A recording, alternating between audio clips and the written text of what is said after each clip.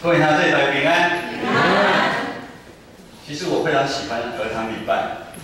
儿童礼拜我们可以感受到年轻人的热情。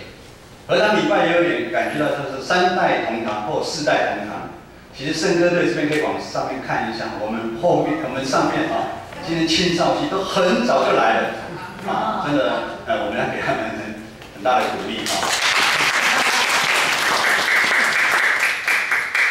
儿童礼拜也让这些年轻人可以看看刚刚诗班台语用4部怎么唱这么优美的一个旋律。其实年轻人要知道，会讲台语或去就业的时候，非常的有帮助。哦，咱当心来祈祷。特别上帝，阮感谢好你，你听阮建成教会对面头到年尾。你帮助阮经过侪的苦难，侪的欢喜。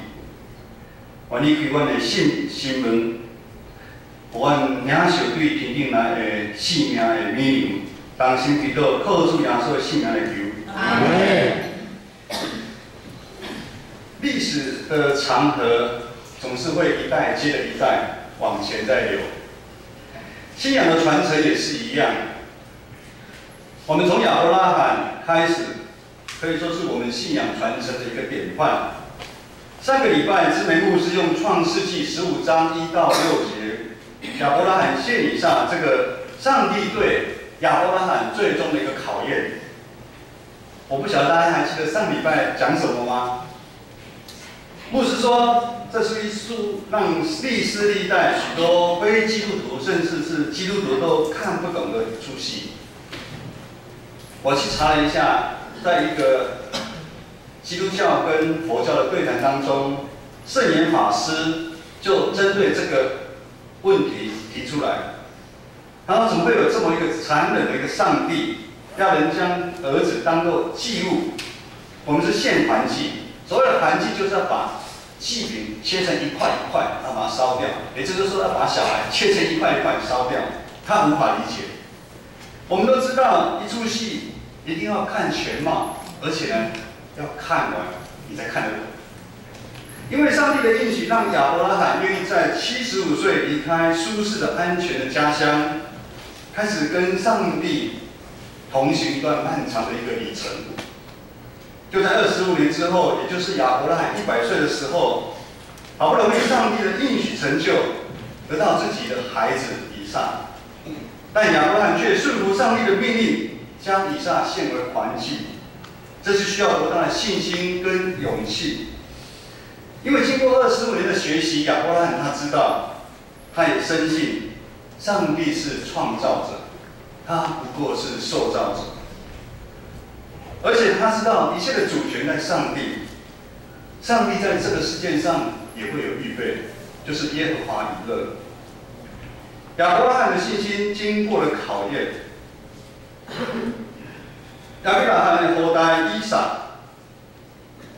也嘛是亚伯拉罕的后代以撒是属灵的当事人。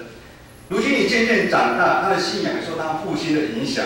咱今仔日对属会执事所读的一段经文，就互咱非常熟的一段故事，就是因为一碗红豆汤换大囝的名分。以撒接受亚伯拉罕的产业，就是咱头前所讲的信仰，嘛是一代传承一代。以撒这个家庭的情形，圣经记载真清楚。以撒疼伊的某利比加，利比加是亚伯拉罕一边叫人等于故乡来竞选的一个某。如今经过真多时间，竟然无法度生囝。以撒就为这项代志祈祷无煞，恳求耶和华上帝，耶和华上帝就互利比加怀孕生一个以撒甲雅各这两个双胞胎的兄弟啊。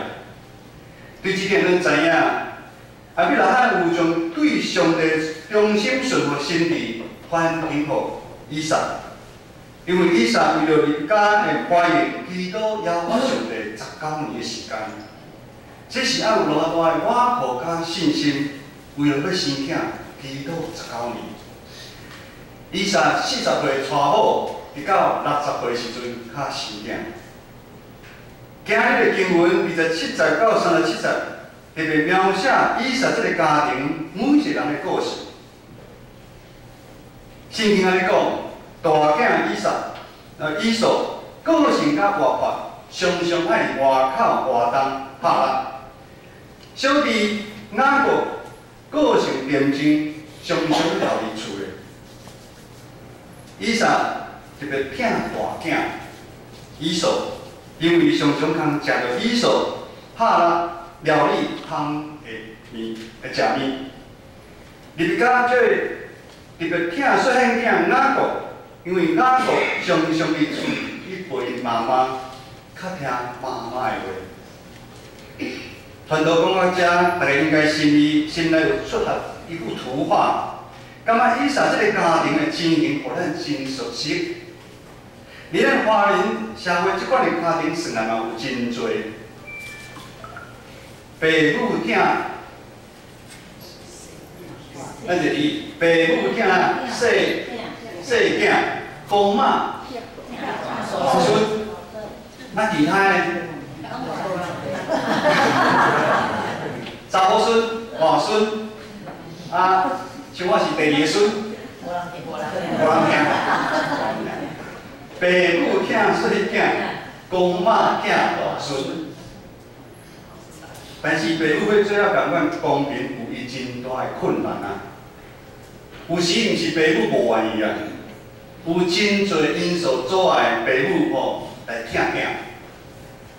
比较爸母彼此之间，爸母甲囝儿，囝儿佮彼此之间，不断咱真实的社会咧发生冲突，这是互咱真有感觉、有血有泪，佮真紧就看有的一把戏。因为伫现实的世界，咱可能是以撒入家真侪人的爸母的身份。咱可能嘛有是以扫甲雅各，真侪人囝儿，还是兄弟姊妹的身份。当日子一天搁过一天，咱伫这环境下面成长，咱每一个人的内心加减，拢会渐渐毋知影中间变成一个款式。当一碗红豆汤的出现，却带来真大事件的发生。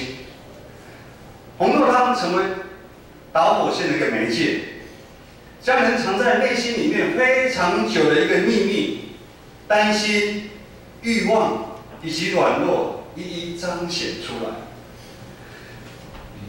红豆汤震撼到让以扫将尊贵长子的名分卖掉。红豆汤震撼到让雅各要利用他处心积虑、不择手段，就是要得到长子的名分。咱性命的款式，受到咱原本咱出世的家庭的影响真大。咱若从安尼的款式带入咱成长的过程的中间，我们不管在求学的旅程当中，我们受我们原生家庭的影响很大。我们甚至出了社会，独自可能在外面工作，还是受到原生家庭的影响很大。甚至我们进入了婚姻，自有自己的家庭。我们一样受到原生家庭的影响很大。这款的款式会对咱一世人，这款的款式常常，互咱陷入困境的中间。就如同牧师上个礼拜所讲的，带来互咱惊吓，咱毋知要怎样。咱的内心三不五时有一项互咱惊吓的事，我们想要抓住什么东西才可以抚平我们内心的那个伤痕，求得带来短暂的一个安全感。可能我们需要更多的金钱，或者是我们的成绩，以及我们需要一个地位，让人来尊重。我们需要有一个名声，让人家来尊重，让爱民主。还是其实我们只是盼望，我们需要父母亲就可以多关注一下我们这个不是细囝，嘛不是大孙，这第二个，还是第三，给我们一点点关爱的眼神，或者给我们一点点的赞美、肯定也好。我想每一个人多少都有这样的一个困境。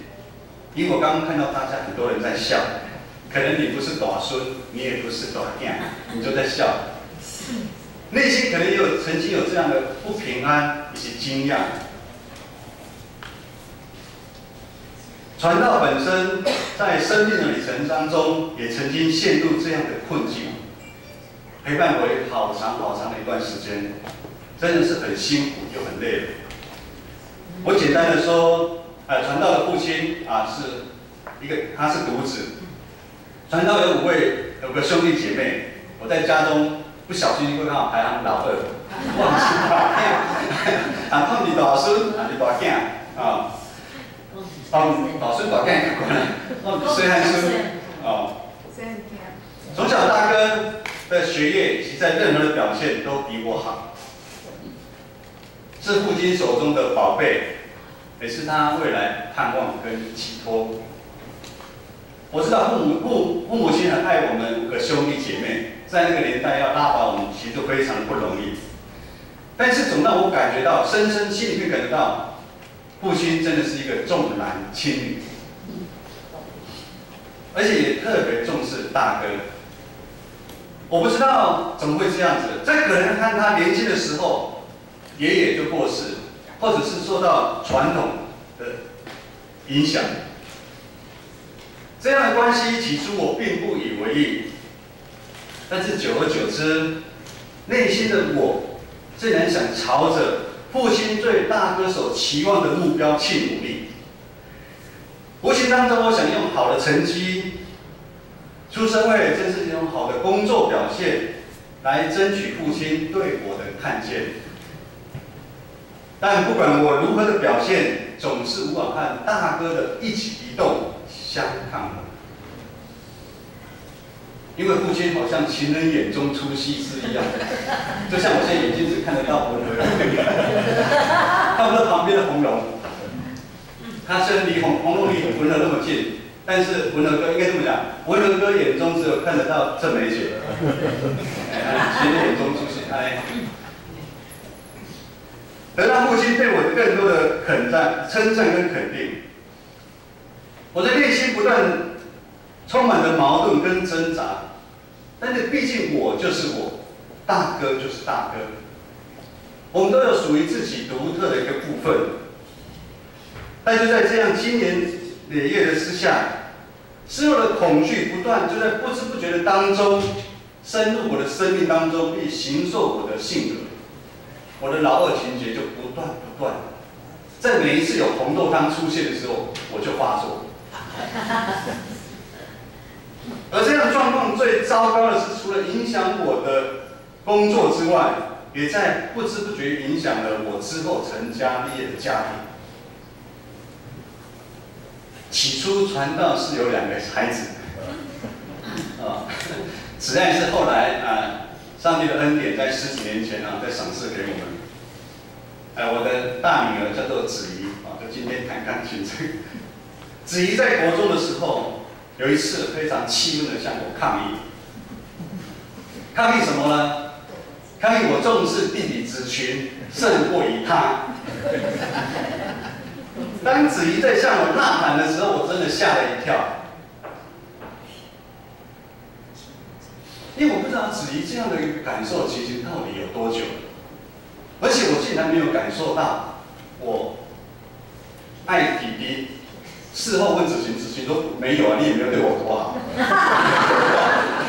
没有对我特别的好。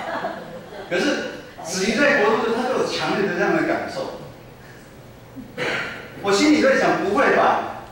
我竟然将上一代重男轻女的观念，不公平的在对待我自己的子女的行为模式对待他们，加诸他们。我将我内心多年来的矛盾跟挣扎、期许，加诸在子群他们身上。这个情况原本是应该我最内心想抗拒的，因为他曾经默默的伤害着我。而如今我却仿佛在导一出自己都看不懂的戏，我该怎么办？我们又该怎么办？昨天天气非常好，昨天是谁的生日？不是在讲他生日昨天天气非常的好李子群他跟他们从幼稚园一起长大的教会弟兄姐妹约好要去小乌来天空步道去那边玩。小乌来前阵子有一个小乌来之歌，大家我们屋内教会来献诗。一大早他们已经开车开出去了我突然跟牧师讲说，我们跟着他们去好了。他说赶快打电话还好他们在全家而已，然后在 7 而已，就是等我们就跟着过去。开车开了一个半小时时间到那个山上，8点多，天气非常非常好，空气非常非常好。我要讲的是什么？当到山上的时候，到山上之后，我可以感觉到上帝创造的这个大自然真的是多么多么的美。在那个地方有好多只老鹰在飞翔，溪水在流，小花小草。在那个创造当中，我更明白上帝在今天讲到为什么昨天要我去那个地方。我是深深感受到上帝是一位无所不知、无所不在、全能又无限的一个上帝。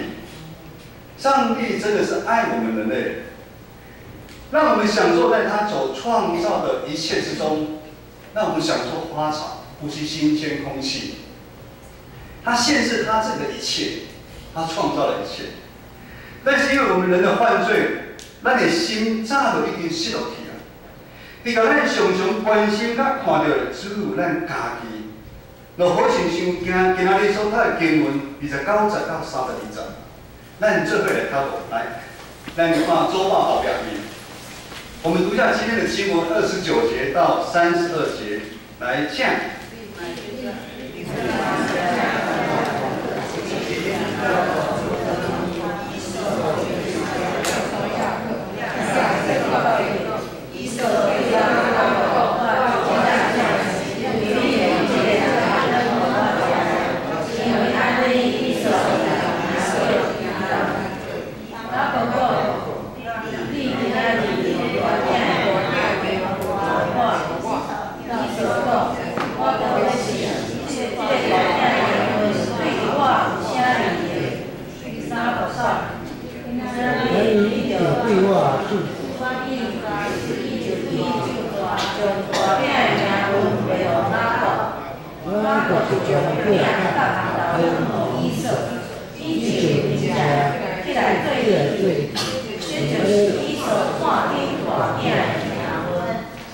咱对29节到32节，咱要注意读，咱要注意看到，当中有好几个我。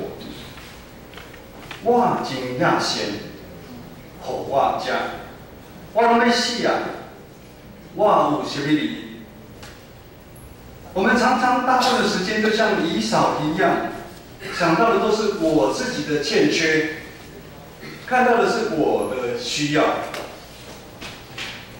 但是我们人是按照上帝的形象做创造，我们要知道上帝创造的记号，透过大自然，透过弟兄姐妹不断的在跟我们显现，上帝就是爱，上帝是愿意为我们牺牲，说限制他自己。上帝透过他所创造的，能够讲，咱台语讲的，一枝草，一枝莲路，空中的鸡鸟，地上的走兽。是咱平常时的一块饼、一个食物、一个事件会发生，一段故事，不断上帝要完成伊美好的旨意。任何的事件都缺一不可。上帝爱世上的万物，上帝特别爱我们人类，他不愿意让我们一直活在从原生家庭来对我们的一个伤害，让我们现在罪恶的当中。让我们一代又一代的一直下去。就将他的独生爱子耶稣基督赏赐给我们。他愿意为我们每一位，你只要愿意相信他的人，他钉死在十字架上。耶稣基督所流的宝血，会将我们过往原生家庭我们所被控诉的部分，我们的咒诅的部分，我觉得在我们华人当中，这个就是一个咒诅。好像这个刚刚讲的，父母疼细囝，公妈疼老孙，这种是一个咒诅。耶稣基督的宝血会将这些东西来除去，在基督爱的里面，我们一切都旧的都会换成新的，一切都是新的，一切都改古换新。咱的身躯是新的，咱的心思意念嘛是新的，咱的行为嘛是爱是新的。我们没有必要再处心积虑想要迎合任何人的一个喜好，我们也不用再在意任何人对我们的想法。有时候我们的父母亲，你也不用太特别在意他对你的一个想法，因为在基督爱的里面，我们说这是他的宝贝的孩子。我们每一个人都是上帝要完成美好旨意计划中的那一个人，而且这个人是缺一不可。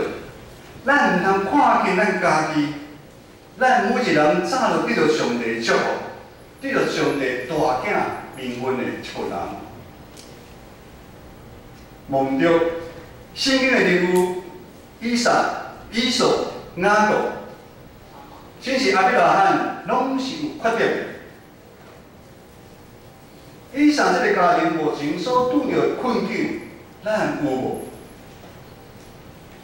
也是有，咱内心感款，我们的内心要继续在埋怨我们原本出生的家庭吗？我们一样怨恨我们的父母、我们的弟兄姐妹吗？跟我们抢鸡腿，家里只有一只鸡腿，5个兄弟姐妹，阿嬷会给谁？我唔知，以后大家把切一切。还是我们是一个伤害人、攻击人的父母，或者是我们是攻击人的弟兄姐妹。你这心里好苦你味，就是今仔日咱就在追逐着新的转变。我们可以有新的选择，没错，我们没办法改变任何的人，但是我们可以改变我们自己。当传道发现我的问题已经影响到我的家庭，我主动对子怡道歉，并且求子怡的原谅，让爸爸有机会重新来调整。也因为主耶稣的爱，让我愿意原谅我的父母亲，用不一样的眼光来看他们。虽然到如今父亲的改变有限，但是我的心那个缺口已经被耶稣所填满了。咱每一个人的心，敢不是由耶稣来填满？敢不是？各位弟兄姐妹，我们是一群受上帝呼召、聚集在教会的一群人。耶稣基督是我们教会的头，我们每一位都是他的肢体。既然是肢体，代表每一个人都非常非常的重要。没有哪一个人比较重要，哪一个人不重要。谈到几个例子，我们常常看到飞机在天空上飞，大的巴士昨天有我们很多的弟兄姐妹说听说从经济舱升档到头等舱大的飞机在空中飞，可是我们要知道其中如果一个小螺丝出了问题的话，整个飞机就会出问题。我们常常看到很多人在外面开了很好的一个高级的轿车，也是一样。这个漂亮高级的轿车，它是从隐藏在里面看不到无数的一个零件组合而成的。他们各自发挥他们的功能，让这个名贵的跑车能够在路上走。当咱回想建成教会这几年来，也是咱有甚物通好处改变的代志。过段不是因为牧师传道，还是小会员中进，还是什么功劳？那是因为咱每一位建成教会兄弟姊妹，大大小小，包含儿童主日学这些青少期，伫上帝听的中间，愿意将咱家己亲像一碗红豆汤献出来。在上帝爱的当中，我们愿意像仿佛那个红豆汤一样，把我们自己献出来。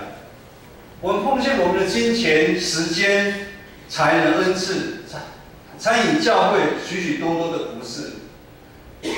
在当中，我们又彼此相爱。有的弟兄姐妹，他们如炭火用，如炭火一样；有弟兄姐妹熄掉了，就有了一些人去鼓励他们、安慰他们、激励他们。各位弟兄姐妹，在信仰的旅程当中，因为我们有了彼此，我们的生命才更多彩多姿，才更有魅力。我们每一个人，传道会说，我们比较像这个不起眼的红豆汤，传道也是。但是这碗红豆汤不起眼，却是可以产生非常大的影响力。它是这么有魅力的。这个红豆汤就好像施了魔法一样，表面上看起来是以扫，因为他出卖了长子的名分，或者是成为雅各利用的工具。其实红豆汤它比较像是上帝对我们的一个计划一样，也是像上帝给我们一个人的恩赐跟才干。只要我们愿意看重上帝在我们生命当中所安排的一个职分，那你干起，我们不要去比较。其实长子大孙嘛才辛苦，大囝嘛才辛苦。我们一定要打破这个咒诅。我们慢慢去比较，我们只要尽心、尽性、尽力去服侍。我们在我们的生命旅程当中，我们尽量去做，这样我们就可以产生很大的一个影响。而我们的生命也才能够脱离老恶情节，我的生命才能得到真正的自由。感谢神，传道被这个老恶情节说实在话控制非常的久，不是说信主之后就没有。在子怡国中的时候，其实我们已经也信主的一阵子。但是在真的子怡提醒我那个时候之后，我才开始重视之后，我才愿意把我的主权交给上帝。弟兄姐妹，在新的一年，传道盼望，我们都可以像那碗红豆汤一样，活得有恩典，活得有魅力。我们一起来祷告。是的，主，在生命的旅程当中，我们从小就要面对许许多多无数的风浪，无数的打击跟误解，以至于让我们在生命当中常有一块小缺口。唯有你在十字架上的牺牲的爱，可以将我们内心那个缺口来填满，因为也唯有从你而来的爱，才可以遮掩一切的罪过。新的一年，我们深深相信，基督的复活的大能已经战胜死亡的权势。好像我们建成将的每一个弟兄姐妹，都可以骄傲的抬起头来，挺着胸，快步奔跑，在上帝的计划当中，成为那贵重的器皿，一辈子尽忠服侍主，荣神一人。祷告祈求奉靠耶稣基督的名求，阿门。